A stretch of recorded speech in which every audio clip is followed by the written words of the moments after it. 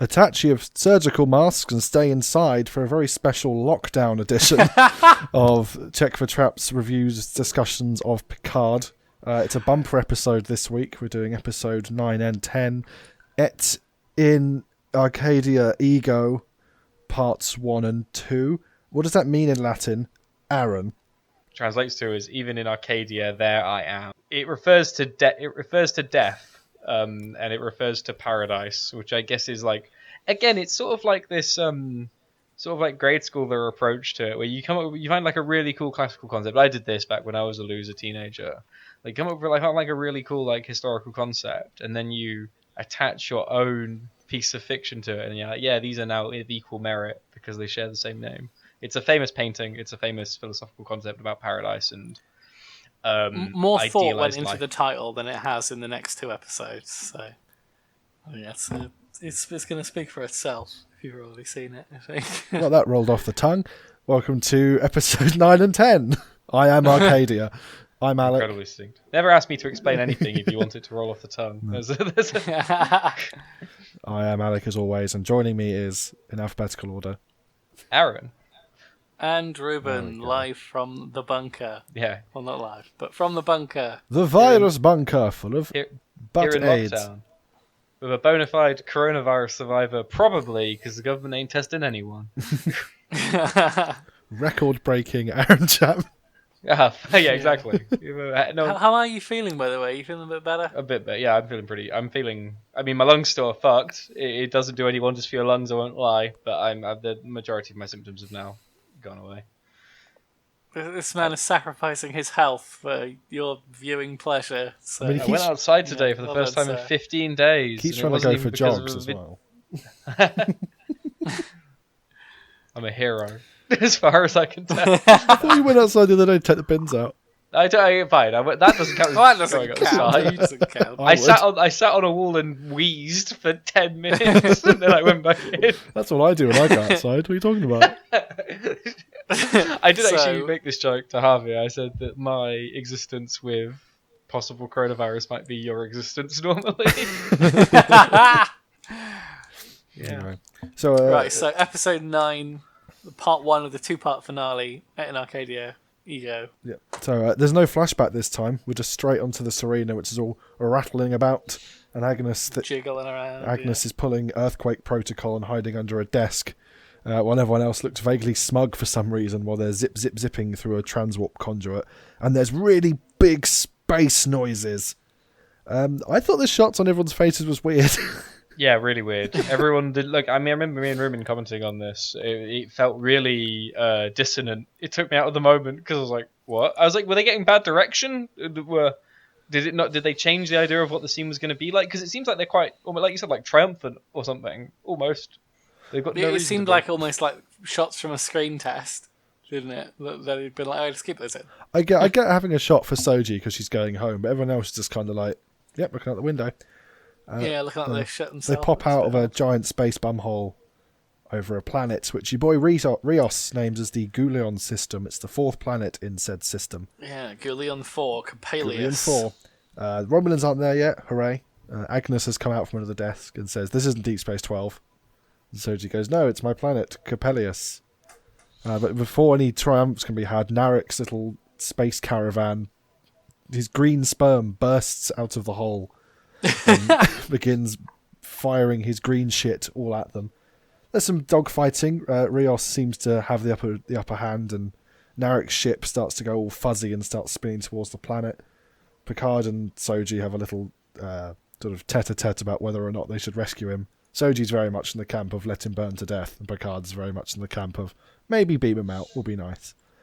Raffi goes to beam him out, but no, he wasn't there. He was behind them all the time. He used his cloaking device to pull some Romulan fuckery, and then starts just shooting at them more. Rios begins evasive maneuvers, but meanwhile it's the cube! As the Borg cube just like erupts into the scene in what was... I'll tell you what, the CGI was fucking phenomenal. I thought, like, this is probably the best CGI in the series so far. Yeah. Looks fantastic. Awesome special effects. It was fantastic. Favourite shot in the series was that cube just sort of... Because they shoot it as though it's like coming out of the sky downwards. So it's just like landing in, and it's huge. It's great. It's like it's coming out of a cloud or something. It's really cool. It doesn't really Very good. do anything, but Nope. it makes a big Yeah. noise. We also have some It issues was with. a big high point and sharply downhill from Yeah. there. Yeah, definitely. Well, as we also pointed out, the cube landing on the planet would be a big problem in any other Star Trek. Yeah. Like the plot of the episode would be preventing the cube from Yeah. destroying In fact, the entire planet. I made a note of a lovely Reddit comment which we can discuss. One moment, please. I'm So very cross that you're making me discuss anything to do with he's done the maths. one Right? off So 4chan. let's say that this person here, Clusterfucktopia1, has done the research that a Borg cube is 27 cubic kilometers. That's the size of it. So, 27 billion cubic meters. So if aluminium weighs 2.7 tons per cubic meter, if the cube was constructed of aluminium, which it obviously isn't, and 99% of its volume was air, then it would weigh 730 million tons.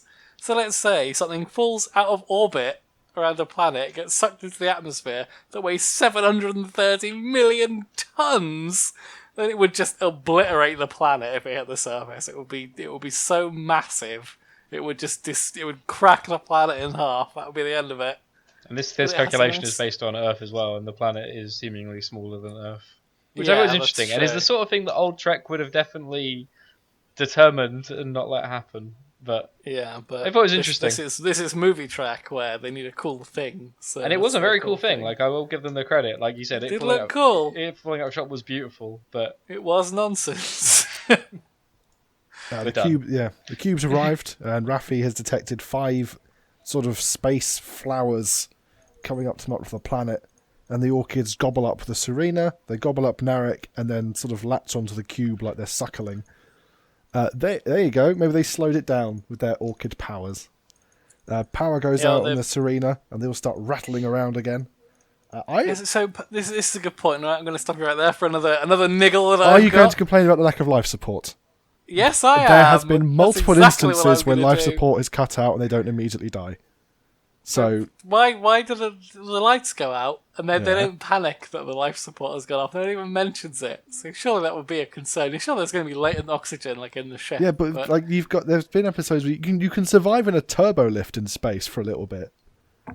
Like the ship's quite I big see. and they're heading towards the planet. I think the immediate concern is we've been eaten by a flower. I would agree. I feel like they know the planet has breathable air, and like, yeah. I mean, there's only 5 or 6 of them in a fairly big ship. Yeah, I really like the I lighting, or suppose. lack of, where it's just completely black and then it's just lit by just sort of little spotlights of like Yeah, the little Rios's. like sunroof or something. Yeah, well, his then Rios lighter. flicks his lighter, doesn't he? 'Cause for effect, Yeah. like he's in a shitty horror film. What? It's immediate light source. There's no power. What would you turn on if there's no power? I guess so. Yeah, Ruben. Grumble, grumble. He smokes cigars. What are you so anti having a lighter? He does have a character trait of liking Cigars. cigars. Yeah, I've got it's- that it's on more the that Cristobal the- Rios the- character sheet right here. The shot is a very repeated trope shot, isn't it? Of someone, all the lights going out, and then someone going click, click, click, and lighting it with a lighter, and then it being really close up on their face.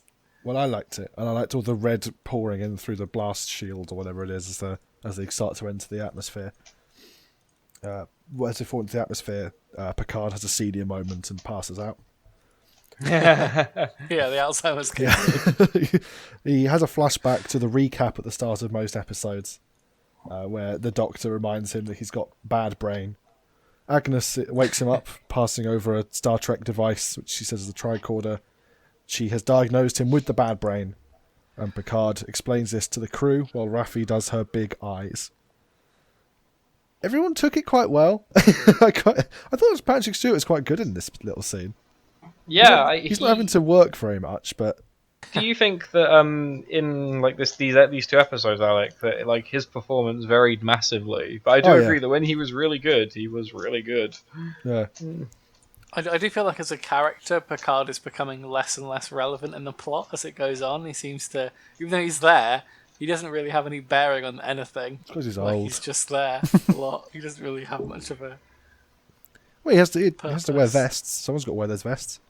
Someone has got to wear those vests. He's also continuing Wear to 'em secure the themselves. funding for the show, so he's Yeah. very important for that. That's why they keep him around. Yeah. Post That's true. brain bad discussion, we learn that the planet is M-class, the ship is powerless, and that Capelius Station, which assumedly is the only place on the planet where you can meet people, is 5 or 6 kilometres away, Oh, question. which is sorry, not very by the way. far. I have a question, Doctor. Yes. Professor Q. Yes. Does the M still mean Minshara? I mean, I'm assuming. Okay, just checking, because I've obviously been watching a lot of Enterprise. I just wanted to make sure, because I didn't know whether the Federation like changed it to something like, like medium. Yeah, no, I think I looked it up at the time. It's just it's just like for Earth-like, isn't it? Basically. But no, I know what it means, but I'm just because obviously it used to be based on the Vulcan term Minshara, which is the humans just borrowed that because they didn't have their own term. But I didn't know whether since the Federation had changed, it was just a coincidence that Minshara planets were now M planets. Yeah, I think it's deliberate. I don't know Cool, sorry. I don't know what L-class planet stands for. Linshara, which is Vulcan for kind of shitty. There you go. The loser planet. Loser planet for losers. That's all the Andorian planet's an L-class planet. So the station is 5 or 6 kilometres away, which Soji remembers bits of, but not much. And the Romulans are a day or so away. That seems great. How Raffi's determined this, I'm not quite sure, but sure, whatever. They go to leave. It's a hot, deserty planet. We know this because Rios says just conveniently got exactly the same amount of gravity as it does on Earth. Well, I mean, they're not going to go, oh, it's got 0.73 of the Earth gravity. It is M. It is Earth-like. It would be weird if they just started floating away. Oh, no! It's awfully convenient, if you ask me. I mean, yeah, It's not there very are spacey for a space ship. Well, I mean, how many times do they beam down to a planet on Star Trek, even on Next Gen, and go, it is 2% more gravity than normal? Yeah, it's true. Yeah, I guess they often come across very Earth-like. Yeah, I don't know. Quarries. But then again, like, I mean, is this the planet that was described as like the Red Lightning planet, right? Yeah. It doesn't seem very Red Lightning planet to me. There was very little. I think the moons were red, which It's fair just enough, like the but Nevada desert, there was isn't not it? much lightning. No. Yeah. It looks like a desert you could drive to within an hour of a Hollywood Do you studio. think it might have been Conveniently. California? Do you think it might have been the I Californian honestly desert? think that. I wonder. I honestly think that house is like a redesigned version of one of the producers' houses. That probably is a Cubic Ultimate's house. Do you think they shot this scene in the same day they did the stuff out of the rocks with Raffi in the first few episodes? Yeah. They just went around the back of the Yeah, rocks. what are the rocks called again? I can't remember. There's something rocks, but The famous the rocks. famous rocks yeah. where Kirk fights the Gorn, and I Yeah. think Voyager fights the Kazon at some point. So they're going to go for a little hike. Before they do, they see the burning wreckage of the cube. Well, it's just the smoke on the horizon, isn't it, initially? And then we get a cross-fadey hike to the cube, and it is mondo fucked. It's sort of half buried into the side of the planet. Still looks really good. Looks good crashed. I love that cube. He's a big old boy, though. Yeah, did you think It's the a like large cube. them trekking out their scene towards the cube? Like, I get they were showing off the cube, and I agree with you, it looks sick. But the scene of them hiking out there was really weird for me. I don't know why. It was shot like an old cowboy film or something. It was I guess very I guess they're going through a desert. I guess would it have been more jarring if they went, let's go to the cube, and then ta-da. No, definitely, And yeah. they It do was that just sort of enough very, later on. yeah, like very sort of Lawrence of Arabia, Indiana Jones sort of thing. It worked. I mean, it was fine. I odd stylistic choice, I guess. This whole kind of sequences, though, isn't it? There is a lot of sort of strange ethereal music and Yeah. long, I slow honestly, shots. I honestly don't know what the thinking is behind it, but it's a style, I guess. I criticize this show for being soulless, so it's doing something, I guess. They go inside the cube, and all the XBs are still there. One recognises the Cutus again. Elnor's still alive, and he does some huggies. Seven's still alive. Hooray! The main cast are all still alive. His dialogue's really bad here. He's like, I may never see you again, in this like weird accent that he does. It's just And his then voice. I don't think he can help that. Picard gives him I'm very, very proud of you. He's a dad. I just want to fucking shoot myself. He's got to dad him. This crap. He's got to dad him because he didn't dad him. So we find out as well that there's 218 Romulan warbirds on their way. Up I see 218. loads of them. There's a That's a lot. lot of That's an warbirds. astronomically large amount of warbirds. Usually one warbird is enough. Do we for have the- do we have a loadout on the number of crew in the average Romulan warbird? Well, because Oh, I'm on it. well, they're not they're not Dederidex class warbirds, so you better not be choosing those. Remember, warbird is a generic term for Romulan ship. Oh, you're right. They're a different class of warbirds. Yeah. Okay. We don't see any old class of warbirds in this episode. No, they've got us. They can't tell how many are on there. No. They're all piloted by 2 Romulans. My God, only 436 Romulans. But there's not many left. They've all been blown up by... Well, that's what I was thinking. That's why I'm amazed that 218 warbirds are rocking up. Half of them were blown up by a planet. The other half had their heads cut off by Elnor. Like the Romulan Free State has 280 Free State, mate. Has 218 warbirds. Is quite a revelation. A Dederidex class warbird has a crew of 1,500 plus officers and troops. Okay, and these ships... Its operational crew is 1,500. These ships are willing to go toe-to-toe, spoilers for season 10, for episode 10, with the Federation fleet of seemingly Enterprise-style ships. So presumably they are in some way comparable. So if we say like 1,000 generously, that means that over 10,000 Romulans have arrived to sort out this mess. Yeah, 218,000 Romulans. Then again, we don't know what class of warbirds these are. They're not very big. Very true. They could be But if they found... They could be 10. sorry. We don't know. Well, it's true, but if they've found 10-man ships that can go toe-to-toe with the most powerful ship the Federation ever built, then I'd say the Federation has more problems. to The be- only one yeah. with a crew is They didn't know the Federation were going to be there. Or they would Well, no, have but they were bought- would have perfectly willing bought to fight them for 220 Romulans. Not in this episode, they weren't, Aaron. Sorry. We'll come back to episode 10. Chrono Master, I'm sorry. Sorry, continue. So it appears that Picard and the lot have gone to the cube just because it would be weird if they didn't. And they've gone to the cube, and they've gone, hello, and Seven and Eleanor have gone, hello, and then they've gone, goodbye, and they leave. They do some Magnificent Seven outriding to the Coppelius station. The only inhabited station on this planet, which we'll bring up again later on. There's another staring shot. Oh, this was a really bad side-by-side scrolly shot where Agnes Jurati looks like she shat her pants. It's hot in the She has a really weird look on her face. I mean, to be fair, Agnes Jurati does pull a weird face for most of this. But why even show that? I guess shot? the That idea seems is it's kind of meant to show like a poor. weird sort of a sense of strange ethereal wonder at this strange... It's a weird planet. There's a weird sort of station on it full of weird people. I guess as well she knows that this is Maddox's legacy, which is, her lover and the person she killed. So I guess she has some complex emotions about it, but it doesn't actually try and explain that to us. Yeah. So we're at... Obviously they're navigating those blood-red storms. Oh All the wait, they're electrics. not, because they completely forgot about them. We see Coppelius Station, which is where these synths have been coming from. It's a futuristic spa full of golden hunks and golden babes. There's lots of twins. Yes. Real golden. There's lots of sarongs. They're gold like Data. They're Data gold. Do orchids have twins? Is that a thing? I believe so, yes. Okay, there we go. Makes sense. I believe that is supposed to be the symbolic, the theme. Man, he's got a real hard on for orchids. Yep. The most boring of all hobbies. One of the golden babes, called Arcana, welcomes Soji and recognises Picard as Data's captain. She's nice enough. She's a bit weird. They ask her how many orchids they have to stop the Romulans. They have 10 orchids now. But no time to dwell on that because Brett Spider himself has walked in. He's back. Is this the fourth Soong he's played? I think it might be. Quite possibly. He's- He's not playing a weird... Dr. Altan Inigo Soong. Not a weird fleshy Data, but an unmentioned Soong brother. The Michael Burnham of the Soong family. Yeah, what the hell?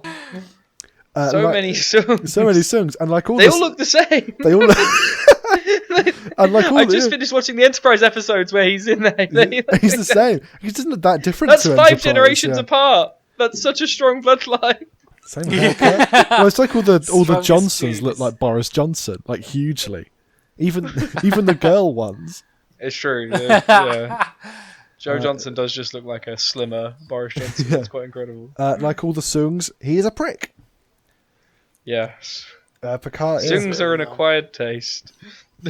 Picard meets a golder, sexier version of Soji, while Altan is complaining about Maddox's plan. Sutra. Yes. Kama Sutra. I did look up what sutra means. It just kind of means thing, like passage or book.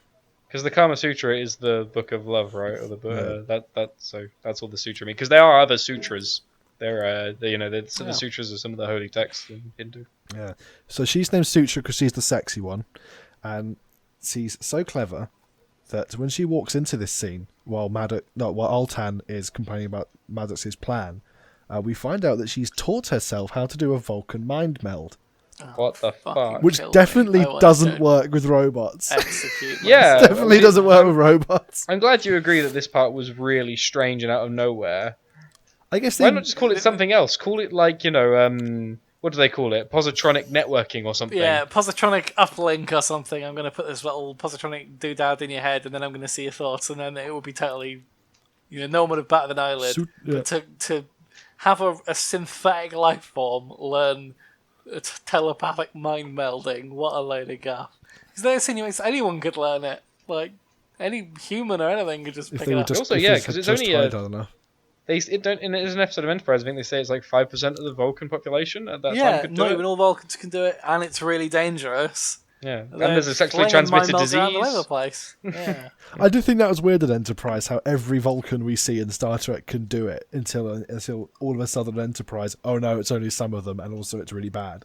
Also, it's stigmatized. I always assumed that was Vulcan society, or I always assumed, since I watched Enterprise, I always assumed that's been the Vulcan society like moving on and becoming more accepting about it. I think the Vulcans are supposed to be portrayed as being in quite a bad place in Enterprise. But yeah, it's a bit. They're very secular, aren't they? Yeah, they're a bit afraid. But yeah, I do agree. It's weird that it's never mentioned that it was stigmatized in TOS, or that it's like to go that way. Particularly with Spock, because he's not that far apart, is he? Really? Well, exactly. Yeah, not really in the scale of things. Anyway, we get the mind meld, and we have this weird scene where we get some flashbacks or some weird vision quest. It's the admonition, but now it makes sense because it's intended for synthetic minds, and the actual message is, "Dear robots, organics are shitheads. If they're oppressing you, give us a ring, and we'll come beat them up for you." Which Gold Soji learns and doesn't tell anyone. She keeps that to herself, which is important later, sort of.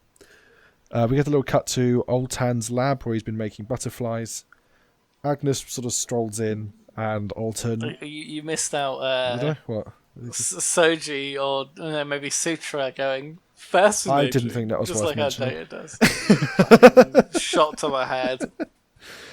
Oh, I was ready to self-phaser myself at that point. Altan gives Agnes the business for killing Maddox, and then guilt trips her into building him a robot body, which he's going to put his mind into, which they call a golem, which I don't think is what the Jewish legend of the golem does. I think the golem is a clay automaton that protects created. You. Yeah. I said this to Ruben. I said the use of the term golem is actually really loaded. I don't know why you would call it that. Because, like you said, it doesn't even describe the function it's fulfilling, and it also has Jewish connotations to it. One would assume Akiva Goldsman wanted to include a bit of his family history or something. It's a bit like you've assumed I've never even looked into whether Akiva Goldsman is Jewish. I love that you've decided that he is. Do we need to look that up? It's a pretty ethnically Jewish name, if not. I'm making any decisions. It might as well be called Mortimer Greenberg or something. I'm editing that out. I mean, his parents are Jewish, so he is Jewish. No, I know he's probably Jewish. I just say I've never looked into it, but I like the assumption. Tev Goldsman and Mira Rothenberg. Like, I think you're allowed to call Akiva Goldsman Jewish. He is Jewish. Let's get rid of this whole segment. I'm keeping that bit in. It's a bit like a character having a piece of bread and them just calling it a bagel for no reason. Like, it's not what a golem is. It's not what golems exactly. do.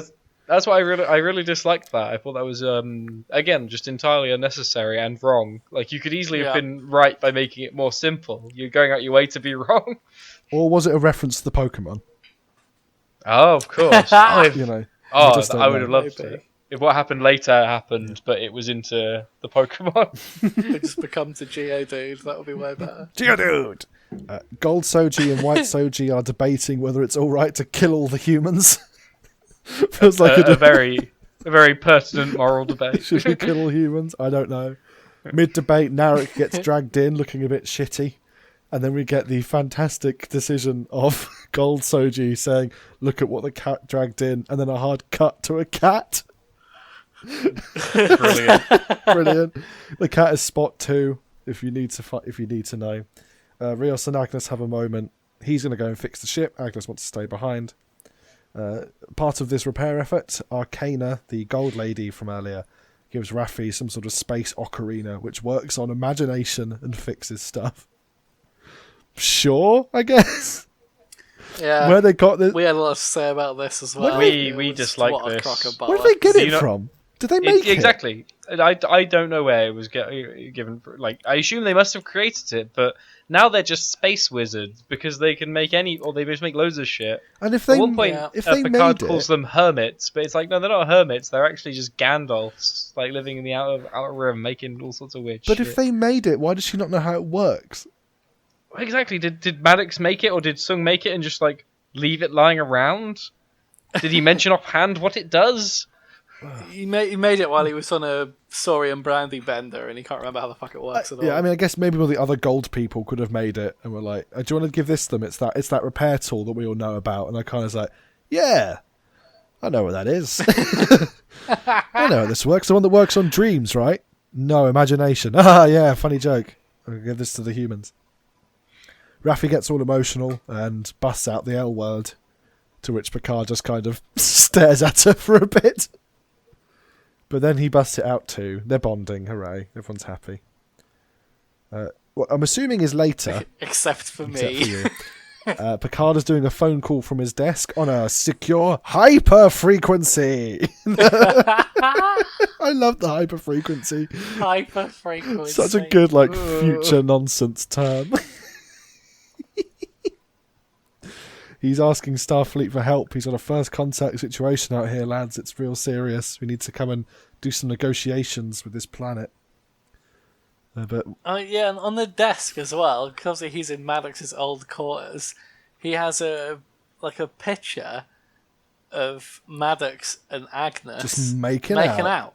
Yeah, just snogging each other's face off. But I thought their relationship was meant to be a clandestine in the affair, book. It's a very secret relationship because he was her teacher when she was at the Daystrom Institute. I mean, it is in his office on a secret planet that no one knows where it is. I think he can put it out there. Possibly. I mean, the only other human there was Soong, who knew about it anyway, and then loads of robots who wouldn't care. Who would he be hiding it from? I mean, but when did he have it made? How do you make that? Well, you use a camera, just take a picture. They had a holo image of them making cookies and then making out. I think it's from that shot, by the way. That is from the cookie scene. But like, what I mean is like, I don't know. I don't know how that piece of technology works. I guess you could say he made the entire frame. It just seemed really weird to me. Also, would you have a picture? Would you have a picture on your desk of just you and someone macking off? I don't know. Yeah, you'd have a picture of you on like a holiday or like a portrait picture rather than you sucking face or some chick. Some people do have pictures of them kissing their spouses, and it's gross. It's weird. It is I weird. guess we can't fault Bruce Maddox for what he liked. Yeah. Maybe he's just a real sick bastard. I think he is. Just a grim old man. Did try and kill Data. Speaking of, I bet he had so many fucking sex bots, didn't he? I bet Sutra was his. Yeah, we talked. We haven't talked about this. Me and Ruben, as soon as we saw like Sex Paradise Canyon, we were just like, Bruce Maddox and Soong are dirty old fucking bastards. Yeah. All of them are sexy. Like there's even the men are like enormous, like Greco-Roman looking gladiator men. There's no like big fat synths or just like synths that don't have skin. Why would you give them skin? They're just robots. They both of them want to create human like. Yeah. They are trying to. That's Soong's. I mean, skin is thing. fine, but what I still I do agree with you that it's a bit weird that they're all gorgeous. I mean, they gave Data a cock and the ability to shag like a train, so he is fully functional. Pretty on brand. Like his canon. Yeah. Tasha Yar found that out. Yeah. They gave the ability to fucking shoot ropes. Wink. Like he's fucking Spider-Man. Can you say shoot ropes on YouTube? I'm leaving it in. Who knows what that means? Oh my god. Speaking of grim men shooting ropes, Narek is in a special zoo, which Arcana is staring at him from, and This is so funny. And he's doing the whole, "Oh, I'm ill. Give me water." Agua, por favor. I did like Arcana just kind of looking at him. What was funny about it? apart from just the whole situation? Oh, it's just the concept of someone being a prisoner in an entirely like essentially what's like a conservatory. Like, He's been there for 30 minutes and he's dying of thirst, or he seems to make out that he's dying he of may thirst. be lying. well, no, he's definitely lying. But what's funny is like she's he's willing. a terrible liar. She's then, willing to for a believe super him. Spy. I mean, She's she's just like, yeah. oh, he must be dying of thirst already. I mean, he has Yeah. just come in from the desert. Like, it's a hot planet, as Rios says, hot. So I don't. And we don't know how long he's been in there. For all we know, Picard's been making that phone call for like an hour. Saga is a bit fucking retarded though, and then Narek's like, "We're going to rain the hell down on this planet." But he only has one settlement. You're in the only place on the entire planet that has any life forms in it. It's just like a big. Everyone's shed, very intent on glassing big the posh planet. shed. Good, he glassed the planet. He tries to speak. Well, we don't know it's Arcana yet, it's this one's Saga, isn't Saga, it? Because it's the Saga. other twin from before, but they don't identify. They don't wear like a special hat or something to tell them apart. So this could be Name either. Yeah, this could be either of them. He nearly talks her into opening the lock, but then Soji turns up and is like, "What the fuck are you doing?" She's like, "Oh, but he's thirsty." No. Don't open this lock. He's a bad man. And Narek is dedicated to this idea. Tries to puppy dog eyes his way out, complete with little gentle touching of the force field. Soon it doesn't work. Turns straight into, "I shall glass this planet." I'm evil. Talk about burning your bridges. Yeah. It's like straight to, "My dad's gonna come beat you up." Soji leaves and Narek eyes up a hummingbird brooch on Arcana or Saga, or he's just staring at her tits. We never know. Picard and Soji are talking about Agnes and the logic and morality of killing, whether it's logical or rational or whatever, to kill, even in survival. During The this answer being yes. the answer is yeah. Well, and then Picard is very much like, "Why are you asking me this, Soji?" While this is happening, Narek is visited by Gold Sexy Soji, who opens the force field. Yeah, Kama Sutra. She's back. She's back, and she's sexier than ever, and says, "I would love to kill you, but I need you to do something for me. Here is your freedom." I'm real horny for murder. "I'm going to murder you because I'm hot for murder." Picard and Soji hear a scream. They run out, and they find Oltan cradling a dead Saga. Arcana. Yes. Saga. She's had a hummingbird. She's been forcibly and messily lobotomized by the hummingbird brooch, which has been shoved into her face. And They're much fleshier than I thought. Yeah. These synthetic life forms. They're more flesh than robot, aren't they? Really? Yeah. Because you think if you like Data got like shot in the eye, then he'd probably survive, right? I think an arrow does some tiny amount of damage to him, but yes, not much hurts Data. And Oltan is going, "Oh, you killed her, you destroyed her beautiful golden eye," which he repeats because he's strange. And we get what I thought was quite a funny cut to Narek like scampering through a field towards the cube. It's such a weird way to convey information, that shot. I think it's because he's obviously like over rough ground, so he's having to like jump over stuff, but it looks like he's going like yippee and like skipping along and like jumping for joy. And actually what he's probably doing is trying not to fall over in the wide shot. But it was a bit weird. I hadn't thought of that. That's fucking hilarious. You're right, that's definitely what they were going for. They were definitely going for like, look, he's just running, but he was going, "Oh fuck, oh bollocks, there's rocks everywhere, oh Christ." He's like, "Oh, fucking acting." I'm so hot in these ears. He's never acted outside of a studio before. Yeah, he's been in the Borg cube the entire "Fuck me, time." what have I got myself into? A funeral for Saga, and Gold Soji is giving a speech about killing all humans. She and Soong are going to build a beacon which will summon the mighty robot gods. Picard objects to the idea of killing all the humans, but he's put under house arrest by... In the one house on the planet. Yeah, by God. Yeah, put him under house arrest. Which house? Well, we've only got the one. We've only got one of Put them. him under here arrest. Picard does do a big old speech, though, to try and talk them round. And it looks like it's going to work, but then Oltan is a prick and just poo-poos the idea and kind of implies that you have to put a Picard under arrest because he's such a masterful orator that he will sow discord amongst the robots. Just program them not to have discord. Like, why have you done this? program them to not listen to oration. Yeah. During this political purge, Gold Soji also suggests arresting Agnes, who gets out of it by kissing some monumental amounts of golden arse pieces. And so basically just goes, "You are the best, you are shit hot, and if you leave me alive, I will help Oltan download his body into the robot." And then... Isn't this all taking place during a funeral as well? Right at the end of the funeral, yeah. Well, they just seem to interrupt stop this the funeral to have a so- fucking tactical chit-chat. Like, how fucking rude I think is that's that? the part of it, though, is Gold Soldier's going, "Look, the organic green man killed our sister, therefore we must kill all organics, all meat bags must die." Picard's led away to arrest Agnes, is called the Stint's mother, and has to pass a lie detector test. Doesn't throw up. She's better at it now. Character growth. I'm sure. And She's like that character from Knives Out. Yeah. Our final shot for episode 9 is Commodore O in a fantastically evil Romulan outfit Wonderful. on a big Doom bridge in a big Doom ship. Full-on dominatrix. Yeah, really good. And then just a big shot of all the Romulan warbirds warping in with some spooky music. A weird decision to split this into two, because episode 9 Because felt nothing really fucking light. happened in that episode, did it? It had, it felt like the intro was good, and then it just kind of Yeah, filled. just petered out. It I was don't- really... I'd say Yeah, it I was agree. uneven. The Like first- the ball cube stuff felt really really unnecessary and a bit wet. But then I Yep. thought the Narek stuff was quite good, seeing him like troppily lie and stuff.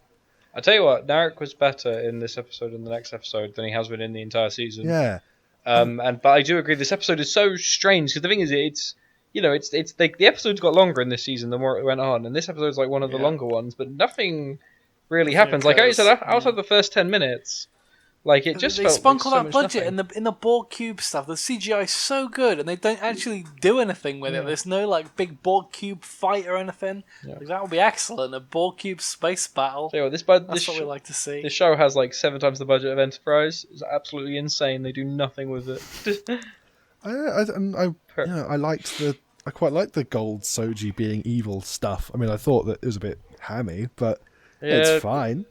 I mean, the problem with the problem with her is that I think that actor is so bad that I don't understand why you would cast her twice, thrice, In multiple 5 roles, times. yeah. I prefer her as Gold Soji than Yes, White me Soji. too. I will say that she's better as Gold Soji. I think she plays a better villain than she does like a naive sort of child.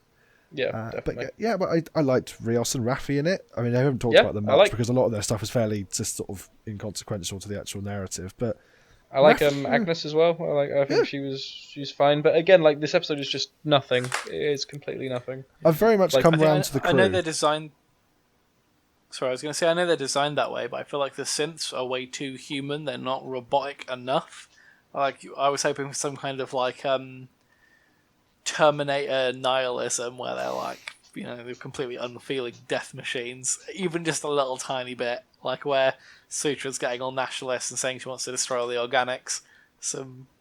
It still feels like a human is saying those lines and delivering them, rather than a Yeah, it's not like synthetic And again, organism. maybe we were spoiled by Spiner and like how well he was able to do that.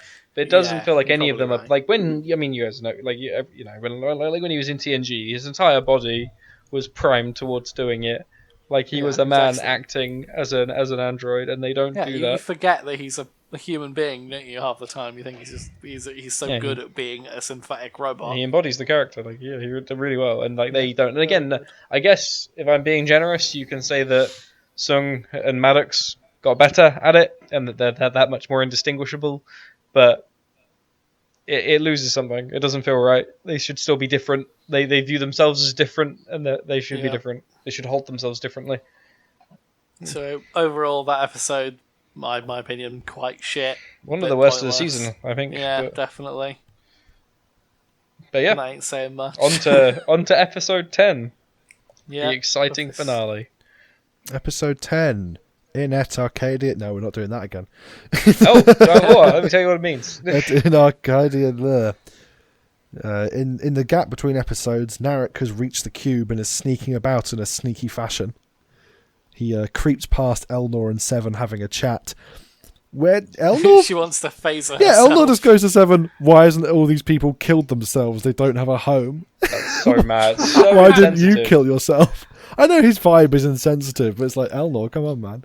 Yeah, exactly. I think he's probably the thinnest character in the whole crew. Yeah. He's just shit. Also- He's just got no substance. For a giant cube that is however many you said cubic kilometers, everyone seems to be right by the door in one room. Yeah. Again, I think it's probably because they don't know how big it is. They're just like, oh well, everyone's got to be in this. We've only got one set, so. Yeah, well, yeah. I suppose if you're gonna mass somewhere, you're gonna be by where the only source of light and water is, I guess. Narek is still sneaking about, but look who else is sneaking about. It's Lieutenant Rat. Yeah. She's still Return of the Rat. She's still aboard.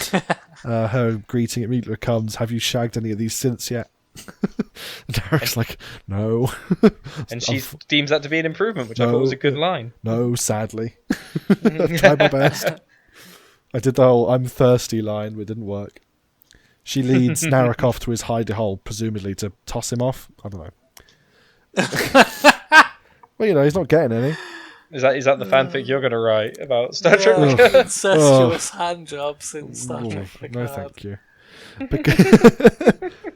In a much more wholesome scene, Picard is in his room playing with synthetic butterflies, which change colour, which is a cool feature to put into butterflies.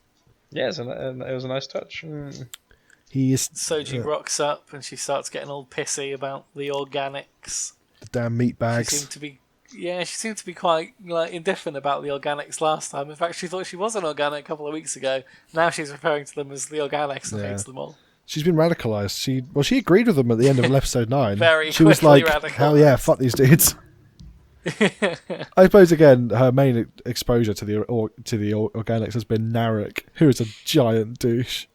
Yeah, it's like they've suddenly remembered that she's meant to become the antagonist and become the destroyer, and they're like, "Oh fuck, we've got to do this plot right now. Let's do it. She's evil now." Deploy Seb Chenek plotline. Go. Ship mode activated. Soji is Picard is trying to get her to stop building the beacon. She will not. The beacon is outside. I'm assuming is it being replicated or nanomachined? It's just kind of generating. Back on the cube. Yeah. Narek is tooling up on grenades. He's going to blow the shit out of some space flowers. 12. And Rat is going to stay aboard the cube and try and get the weapons working. Narek continues his streak of being very, very emotional as he's leaving, and gives away that he was always the black sheep. Green sheep? How do Romulans work? Of the cube, of the family.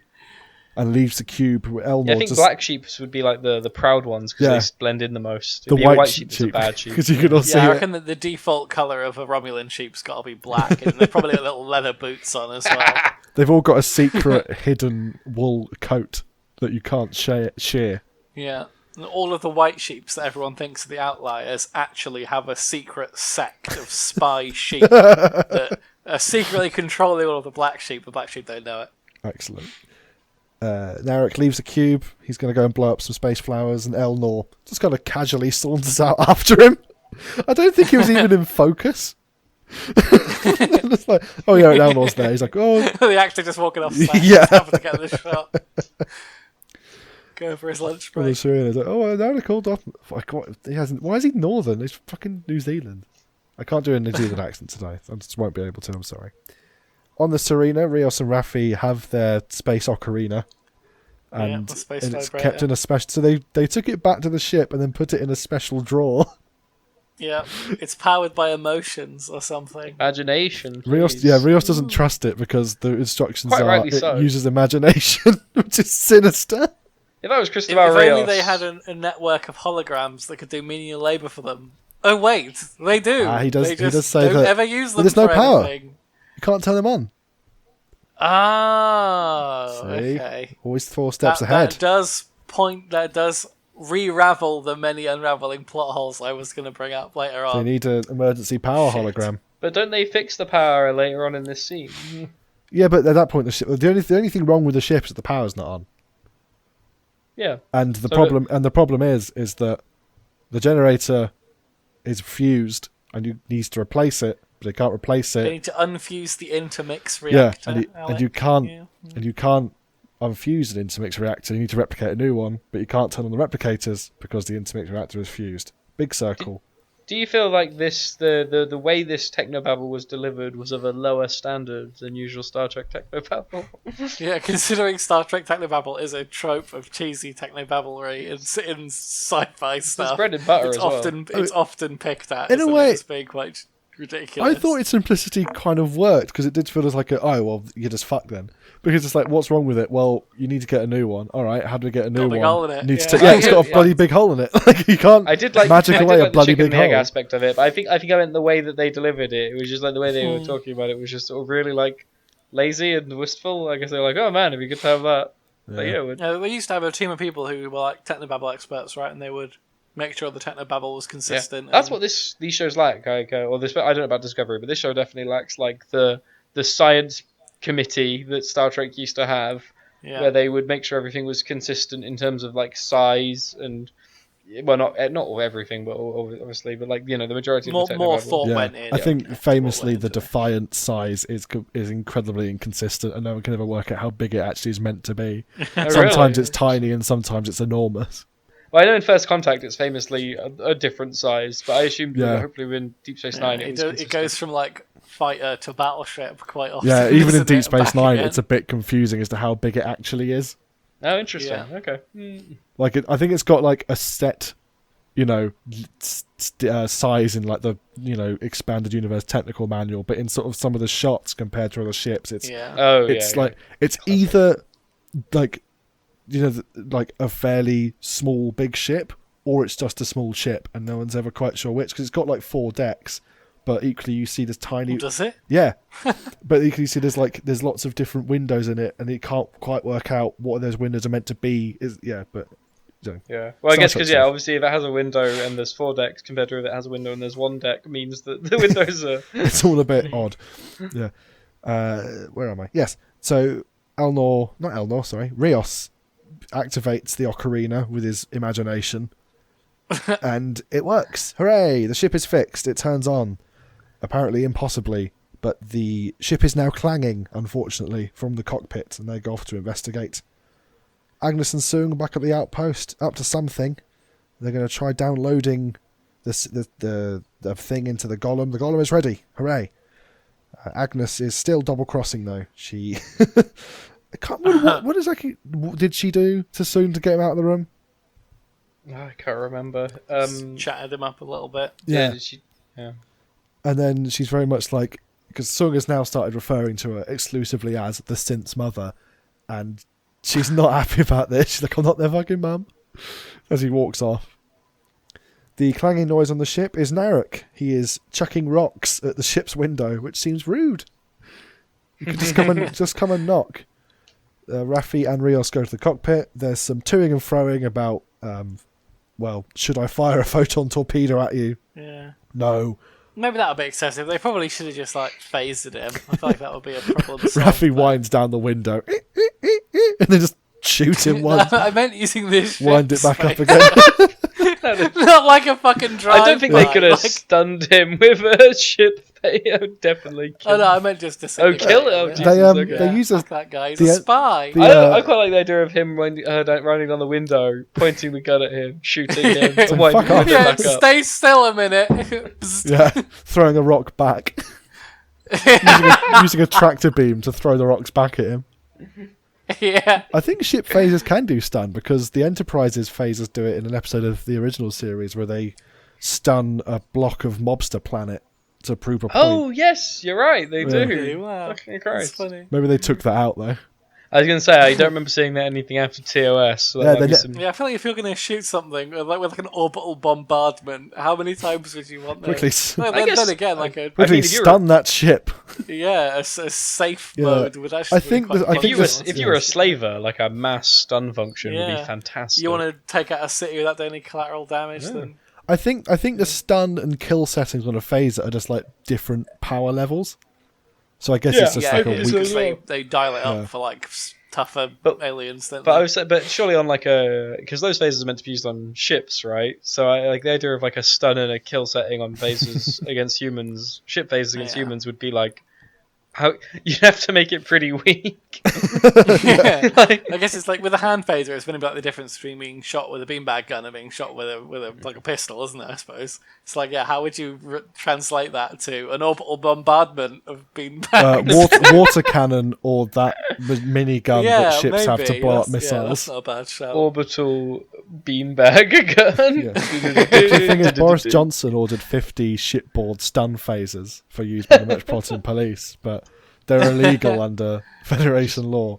Just parks in like fucking Bristol Harbour. Yeah, Just so now beanbags. he's had to sell them back to the Breen for a loss. Back to the frame. That feels like such a long time ago. That's such a good reference. Yeah. I hope everyone remembers when Boris Johnson bought those water cannon. Remember that, guys? Yes. For more decade-old British political Trivia, memes, come to the Chaps Picard review every Friday. Oh wait, no, we don't have to do it anymore. Yes. Who remembers Ed Balls Day? Remember pre-coronavirus, guys. Remember when politics was boring? Rios and Raffi invite Narek in for a chat. They are having a chat round the table. They can't raise Picard, and mid-raising Picard, suddenly Elnor is here, announced by Sword, and he does his catchphrase. Whips his fucking piece out, starts swinging it around, points it at somebody's neck. If you saw your two allies, your close friends now, your only friends, breaking bread with someone who's your enemy, but they're sat peacefully at a table discussing, and you walked in on that, would your immediate reaction be, I'm going to draw my sword and point it at this guy's fucking neck? Like, that's a bit of a ridiculous reaction. I think if it was Narek, I probably would. Because he's up to something. I don't know. Speaking of up to something, Very suspicious. Agnes has done whatever she was doing and is now getting Soong to leave the room with Saga's body in it. Yes, Saga's body in it. Yeah. And which she just pulls her eye out. Yeah. For a reason that will become apparent, but is not yet, and just looks like she's gone fully mental. Yeah, I digging for gold. I thought she'd actually snapped at this point. I was She's like, just putting her hand in her skull, going, "Here's squishy." Because between all that and the mother stuff, I was like, is this a descent into madness? Yeah, she's just pulling the body's face apart. We'll start wearing it. We get a killer line as well. Your crypto kung fu was always the best. From Appealing to Soong. and old time's like, yes, my crypto kung fu is legendary. I'm going to go away now. Goodbye. Yeah. I'm going to keep leaving you alone so you can do things. Yeah. There's this woman who was previously a spy and murdered somebody, murdered your previous best friend. Just turned my back on you. Whee! Yeah. And then we're sitting around the campfire. So it's now night time. That was quick. Suddenly. And we're all having a campfire outside La Serena, but the power's on. So why not? Are you not inside with the heating? Yeah, nice one. Maybe they just want a bit of fresh air. Yeah, maybe that is a holographic fire. Maybe they got the emergency camping hologram. Yeah. To set it up. Yeah, all of it was in the holodeck. They've converted Picard's study back into camping hologram. Yeah, they're actually in a holodeck. They're not outside the ship at all. It's a really complicated hologram. Narek's... They're discussing Gamadan. Ganmadan. The apocalypse. Yeah, Narek tells the spooky story. 2 twin demons will appear who will bring worse demons. One sister is a foreteller who plays a big scary dumb with child skin and plays a drum so hard her heart bursts. Her sister, Sebcheneb, has a horn from a mythical beast that she killed, Ganmadan, with which she will wake the demons. And then Alec. There's some doomy hellscape stuff about demons picking teeth with bones and boiling blood and stuff. Now, Alec, I don't know about you, but to me, this sounds like a myth and/or legend. And it's directly called. And I myth, seem to recall that Romulan society does not have myths and/or legends in certain Star Trek TV show. I thought it was the language, wasn't it?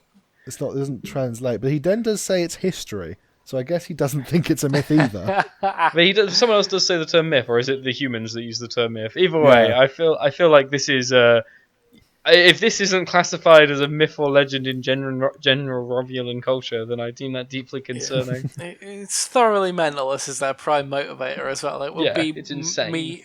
We compared it earlier on to it would be like me and Aaron going on a killing spree to prevent people stopping the second coming of Jesus or something. Like it's such a outrageous plan. Well, it'd be more So like if you and upsetting. Aaron set No up evidence. a secret government organisation after having something downloaded into your brain by a spooky table. Yeah, like a spooky table told me that 4 is going to fight a giant at the end of the world, and I'm like, I need to help 4. I really need to help 4. Fucking madness. But Narek thinks that this is history and has happened before rather than a prophecy. Just in case you really needed it beaten home to you that the admonition is real. We get a brief shot of Commodore O doing a villain's monologue on the deck of her ship, which I'm assuming on non-Amazon Prime would go to an advert, because otherwise it's a really weird place to put her villain monologue. Back to the Serena, and we've got another weird hatching the plan while doing the plan shot, which on the one hand does speed stuff up, but also does kind of lower the stakes, because it feels like, well, we know this bit's going to go well of the plan. Yeah. They're going to do a fake prisoner trick. They're going to pretend to have captured Narek and bringing him back while delivering his grenades, which were not for the flowers, they were for the beacon. Okay. But they were originally for the flowers, but now they're for the beacon. Superliminal tuna, which I did initially miss her as tuna the fish. Yes. So was he lying to Rat, or did he just change his mind on the walk back to I the think ship? the way he phrases it, he's like, I brought them along to do this, but my plan is now to use them for this. Okay, fair enough. And the It's good that bombs, they happen to be useful on both. Yeah, the bombs are stable, but only if they're not kept in metal. But luckily, Rios has a big bag of footballs. Yeah, he fucking does. I really like that the This is a footballs great bit. came back. Yeah. Plot centric, because every Latin man must love Football. football. It's the creed. It's like they're racially born with a genetic predisposition to loving football. And they're carrying the grenades back into into Copelia Station. They smuggle them in through the football. The android one of the android guards recognizes the football and goes, "Do you play?" It's like, Oh yeah, I forget. Yeah, all the synths also are born. They're designed with a love of football. what if Rios had Football's just gone? massive in No, I just really 2400. No, I don't play. I just really like footballs. So I just think they're neat. He's just like, they're cool football. Or the robot's like, "Do you want to play?" He's like, Yeah, dude, just shirts or skins, mate. Go on, give us a kick. Let's kick this football. Nothing. It's not like it will blow up, is it? But they're now into the outpost. Hooray! Agnes has used her stolen eye, and she scans her way into Picard's room like a optical recognition thing. Fine, cool. She briefly thinks that Picard has died because he's lying down. Because he's sleeping. Or not even sleeping. He's so old that you have to think every time he's lying down or having a nap, please. But it must get to because he's just told her that he's terminally ill, and then he goes in and he's lying there motionless. Oh God, he's finally gone. So he just died. Oh, bollocks. Would you leave a 90-year-old man alone if he told you he's terminally ill and is going to die any minute? He's leaving by himself. But he's not dead. It's okay. He's not yet. But unfortunately, no, it's not to do that at all. Back in the lab, Oltan is doing something to do with Asaga's body when her mind starts transmitting, and her final image was of Narek and Gold Soji double teaming her while pushing the brooch into her eye, giving away that Gold Soji's been behind it all along. So was one of them holding her down? Yeah, I don't really understand how this works. Also, was Zarek completely fine with this? No, I imagine Narek was pretty pro kill the Narek, synth. sorry. But yeah, but did he not question why she was helping? Did he not say, am I going to come back? What's the plan here? Yeah, I thought his whole mission was to eradicate all synths. Yeah, why would he accept the help? Why would he? Because what did she say to him? How was this? Why did he not mention it to anyone? Because when she frees him, she's like, "I need your services," but I guess her services just were kill it, run away, and then I suppose he must have the thought soundtrack's really weird as well. The soundtrack sounds like it's from like a PlayStation 2 game. It's really like beepy and like energetic and out of place. I don't know if you guys see the I notice didn't that. notice it. Yes, I'm afraid. I did. I mean, there's the soundtrack has some really weird choices in this entire show. I'm not great Some- at Yes. music stuff. Sometimes it's fine, and sometimes it's really like dissonant. This time it was insane. Yeah. So the crew, the gang, the heist gang have arrived, and they're just about to work out how to get up to the beacon to blow it up. When Soong just kind of walks in on them, and he's like, "Hey, looking to blow that up, are you?" He switched sides immediately. Yeah, it just flips out of nowhere. All felt a bit crammed Decides, in at this decides bit. to It eradicate felt really all cramped of in. his Why people. was some of this not in episode 9? Like this, I was about to say the exact same thing. Like this entire the Soong thing, especially. Like in the Free Enterprises that Brent Spiner plays a Soong 5 generations ago, Soong in Enterprise. It takes him 3 episodes of watching augments fuck up to only at the last minute decide that they don't deserve to live. In this, he Yeah. decides in the span of a scene. Like, he goes from I being think they must completely have on board cut to the footage. project to being completely against it. Yeah, they must have cut footage from episode 9 that was the beginning of his defection. Because he just flips with no Yeah. build. There must have been, like, something like laying the siege, and there should have been. Because, again, it's actually... I'm going to defend it here. The premise is quite compelling. Like, it reminded me of the augment stuff from Enterprise. It was quite good. It was, he was like, he's created these things, he wants them to be the best, but they're not living up to his expectations, much like generations of Soong men have gone before him. This always happens. I was like, this is good, this is repeating itself in a positive way. He might come to some conclusions. But yeah, handled so poorly, he's just like, no, I now hate you, don't deserve to live. Fucking insane. Curse you, Dude. Gold Soji. You've corrupted my dream of being a one man on a sex planet full of Yeah, hikes exactly. No, I and shouldn't babes. have made you so damn sexy. 1 to 2 men. Me I and forgot Brucey Mads. that at one point sexy becomes evil. I designed it to be sexy, not evil, god damn it. I should have made you repulsive. Then you would have been good. Agnes and Picard are back on the ship now, which means that Agnes and Picard have just swapped places with Raffi, Rios, Elmer, and Narek in just like one transition. This was so Yeah. funny. Like, did they miss each other on the walk out? Yeah. When were they leaving? Like, what was the timescale? Did they Fucking bump into hilarious. each other halfway along? We're like, hello. I have so when I write books, and when I'm writing them, like I can run into this sort of fucking placement issue, and I would never have the gall to resolve it like this. I respect the bollies on these lads for that. Because Giant volleys. the answer is just, anyway. Well, exactly. There's nothing when you're confronted with that, you've got to be like, well, guess so. so Yeah. they're at the ship. The Romulans are nearly there. The synths are kicking off. They need to stop the synths, the Romulans, and get the Federation to help. Picard does his little speech about teaching the synths the value of life by leading by example, and boots up the ship. Agnes, for some reason, says make it so, and they sort of wobble up into space because he sort of taught himself by watching Rios, and he can just about make the ship go forward. How would Agnes have any idea what the fuck she's doing? Because this is the first time she's left Earth, and she's now operating a space vessel. I don't Surely think it requires she's some doing fucking anything. training. She's just sat there.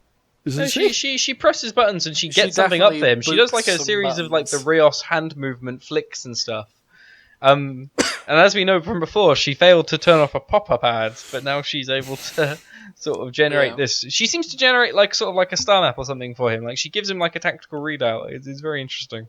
I guess maybe there's a Google Maps button on the dashboard she could just press. I mean, yeah, maybe she's like doing something that looks impressive, but Yeah. is actually really basic. Yeah, and she's never seen a pop-up ad before She's because trying they to don't log have in. them on Earth. And then she's like, oh, a computer, I know how these work. And she just starts typing into her trying live to reset journal. her password or something. Oh, what a weird idea of not having pop-up ads on Earth. That's so fascinating. Picard, I've tried entering password and password 1. Have you tried password 1! Exclamation mark. I'm in! Try admin with the password 0000. Try Carnival football.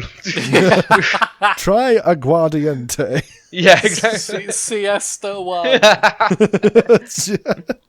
That didn't work. Try Siesta 2. And onwards. Back to the outpost. The beacon is built, but it's building up to capacity. Capacity of what? sci-fi stuff. It doesn't Yeah. matter. Techno babble, who It will cares? fire off a beam to open up a portal, and the bad robots will arrive. The real bad The real robots. bad robots. Soong has led the crew there, and reveals that to the gathered robots that he knows that Gold Soji Sutra has murdered Saga, and then just kind of turns her off. Just dupes her with like With a a- key with fob. like He has pen a little or pen, something? doesn't Yeah. he? Yeah, Like, just boop. pokes over there or something. Yeah, I think he just gets it out and it flashes like the thing Batman has in Dark Knight Returns. Yeah. It reminded me of the thing that the Men in Black used Oh, to yeah. vaporize people's memories. The neuralizer. So can he just turn them all off and on at will? I mean, if so, then that It's- again raises some big questions it's about a- their supposed a- sentience. It's a bit Westworld, isn't it? Yeah, exactly. Yeah. Or did if he- he can do that, why wouldn't he just turn them all off? Or did Problem solved. or did he kill her? Like what He did must. Yeah, Well, I mean, maybe, he effectively killed her. Like, Yeah. Maybe it only works on the gold She ones. don't come back, so yeah, you're Yeah. right. Maybe it only works on the gold ones. Maybe like he built the gold ones, so he can turn them on and off, but the non-gold ones. oh, Maddox Maddox did, Creations. Yeah, maybe. Rios and Narek parkour onto the scene. Narek does his capoeira floor routine and kicks the shit out of some robots. Rios gets a hand grenade out. Rios just holds a football for a bit. Yeah, And he's holding just- his ball. He loves that football. And he's just going like, Soji, get out of the way. And I honestly thought he was going to kick it. Yeah, me too. Yeah, I thought that was wow, going that to would be have been great. I thought that if was- he does like a scorpion, Yeah, I I thought- fucking like Pele's it. I thought it was straight going to in be like a Soji. proper bit of Tekkers right into someone's face. No, he just opens the ball and a little bomb drone flies out. And I was like, I guess that makes more sense. But Yeah. imagine if he had kicked it, I would have been furious. I think that would have been as gaudy and unnecessary, but as like scream-worthy as Yeah. when Yeah. Elnor decapitated that guy. I think it would have been the second one. It beeps and flashes with a red light, as we know all Bombs. weapons do. You need to know it's a bomb. And Visual language, I'll give him that. and then Soji yeets it into space. Yeah, she with her- Maradona hand of God's it out Yeah. of the... It's very selective when any of the androids are superhuman or not. So she can clearly throw that thing with immeasurable force. But yeah, Elnor just does some fucking karate kicks and kills it's like Narek. 3 synths. The thing is, I think Narek kicks a couple in the head and then just kind of gets grabbed and thrown to the ground almost So, like, immediately. which synths have? Where is Which Elnor of the doing synths there? have strength and speed, and which of them are just regular people? Yeah, where is Elnor doing? Where is doing this? Elnor doing What's he this? I doing? was wondering that. Is it not Elnor? He's doing It's all the Narek. Oh ninja shit? no, is Elnor back up? No, it's No. it's Narek. They're in space. Yeah, And Narek is doing the kicks and stuff. yeah, What's Narek's Elnor No, I doing? thought it was Elnor. No, it's doing the Narek kicks. and That's Cristobal racist, who Ruben. jumped down. Yeah, you're All these Romulans all look the same. Is Elnor just Um, hanging out somewhere? Elnor. Come on, Elnor Well, has he to. was last seen with Is he- 7 of 9, wasn't he? Is he in the book? No, because he comes back. He's on the he's in the camp with the fire camp with them because Yeah. he does the table scene. All right, we can work this out. Where the fuck was Elnor during this? Where was Elnor? Did they just I'm forget gonna- about I'm gonna Elnor? Fire it up. I think they forgot about Elnor. I'm opening the file up again. I'm going to double Because check. he's not on the cube because 7 of 9... I was certain it was him. No, you're right. Yeah. He's not on the Shot. cube. Because after Soji just gets rid of the bomb, we're back on the cube and Lieutenant Rat is trying to shoot down the Serena, but 7 has a fight with her. You're right. All right, I'm going back in as well. There Yeah, we go. where's Elnor? Okay, hashtag Where's Elnor? The Where the fuck Twitter is Elnor? hashtag that's gonna kick off. What? All right, campfire. You're going to control F for Elnor. All right, so he's turned her off. There's a bomb, sticks to the hand. Where is Elnor? I'm Where is I'm Elnor? not seeing him. When does he next appear? Let's find. That's a good one. I think it's during like the sort of lead up to the end. I think it's the morning scene, isn't it? Yeah, he's It's on not the here. cliff. He's not here. He's not here. He's not on the ship. Admiral O, Jonathan Frakes. No, fuck, he doesn't appear again until the end. Oh my god. Yeah. Oh no, he is there. He is in that scene. Is he? Narek fights. Yeah, Narek fights some people, but Elnor's there as well. He elbows a chick in the face. I don't remember that at all. he is in that scene. I knew I'd seen him. Seen him do- But he elbows a couple of chicks. Oh and yeah, then there he is. He Narek- elbows one person and Narek punches gets- another guy yeah. forward. That is so Narek gets minimal wrestled for to a the man ground. who's a ninja in the fight scene of the episode. Yeah. And they're wrestling Narek to the ground, but Elnor's just not in it. That's mad. So he's In fact, literally. Marek does way more ninja shit than Elnor he's does. He does a little twirl. I've just watched the entire scene. He's just in that one shot. Do you reckon they didn't have him on Yeah. set that day or something? Yeah, Because he's it not must in have been shot with something any other like that. actor. I think it's really funny how I just noticed Girardi's wearing a t-shirt like something she bought from H&M. It's just like a really plain white shirt. Everyone's costumes are all over the place for these last 2 episodes. Like Cristobal Rios has been wearing his like gilet for 2 whole episodes. Yeah. I just noticed the football bomb, right? It's the different football colour to the normal footballs. folds out. Yeah. Is that the football that's folding? Why would the football fold? Because it's a bomb. Did It's they also- replicate? Did they it's also a replicate different advanced colour. folding football? It's a different colour to the other footballs for some reason as well. Oh yeah, you're right. Just is because it's this bomb one. In case we thought that's just a normal football. Why is he carrying that? Maybe they replicated it, and it's like Yeah, they must it's have got the replicated it. mechanism There's in no. I'm watching it. I'm like I've slowed it down to like 0.5, and I'm watching it open and close. It's I can't stand the fact that the bomb flashes with 3 red lights on it and swirls around and shit. Fucking madness. what a bomb looks like. What's a bomb It look like? might as Ruben? well be 3 red sticks of dynamite with an alarm clock tied to It's it. a bomb. That's what bombs look like. I'm gonna side with Even if it Alec was- on this one. Unfortunately, It'd be good- I agree. Visual language of bombs. It'd be Because good in the if he, future, like- you still need to know what a bomb Yeah. is and what Yeah, it but denotes. it could be like ominous device with cables sticking out of it, which looks much also more a real than big flashing red lights spinning around for some reason. I would Yeah, I can prefer see it if that. Rios just got out a giant fuse and stuck it in the top of the football and lit it and then threw it. He'd need to light it with a cigar, though. Obviously, you're like a. It's something like she opens the football and it's like the warhead from a photon torpedo with like a Casio watch tied to it. That would be fucking sick. Lieutenant Rat is back on the cube and she's trying to get target lock on the Serena, but Seven has just found her. Fine. Cool. She's been hiding on this cube for ages, but Soraya Seven's just like, now I find you. On this 27 kilometre by 27 kilometre cube. Half of it is underwater, so I guess you can narrow that search That's down true. quite a lot. And like you said, not very much of it is next to the entrance where all the light is. Rat calls Seven a half meat, which is a brutal, Half meat. brutal diss. And they have a fight back in space. The Romulans have arrived. There's a lot of them, like loads. They're going to go and shoot the planet. Somehow they're visible from the planet. I don't quite sure. I tried not to think about it, but yeah. Yeah, that is weird. That would be like us looking up in the sky and being like, oh yeah, there's the International Space Station. I mean, I guess you can do that, but they're just a little dot, and they're very. They're very prominent in the sky. Unless they're a Agree. lot closer to the planet than it looks like they are. Maybe objects in the mirror are closer than they seem. I don't know. Maybe. A Meatloaf reference. Jesus. Is it? That's a Jurassic Park reference. It's a Meatloaf song. Oh. Soji launches the big space flowers, and the CGI shoot battle begins. The non-CGI shoot battle between Seven and Rat are still going. The cube has acquired weapons lock, which it demonstrates by having a big flashy red panel. Rat lunges for the controls, and Seven just kicks her off a ledge. Yes, this is Borg cube, Yeah. and Sparta kicks her off the ledge. That's why you need railings, You don't see Borg. her die, which makes me think she might be back with cybernetic enhancements, all ugly or something later. Season 2, she's a drone. Yeah, she's going to get like Darth Maul, I reckon, when she can come out and have like spider legs or something like that. Spider legs. Yeah, that's what happens to Darth it Maul when does. he comes back with Spider spider legs. legs. Back up in space, and the Romulans are just shooting all the flowers. I don't seem to be having that much trouble with it. The spiders do some like whippy things. The plants do some whippy things with their plant Tendrils. tentacles. Yeah. Does seem to be like the flowers are perhaps not that effective. Yeah, it's almost yeah. like big space guns are big space guns and not big flowers for good reason. So the Romans went, there's big space flowers.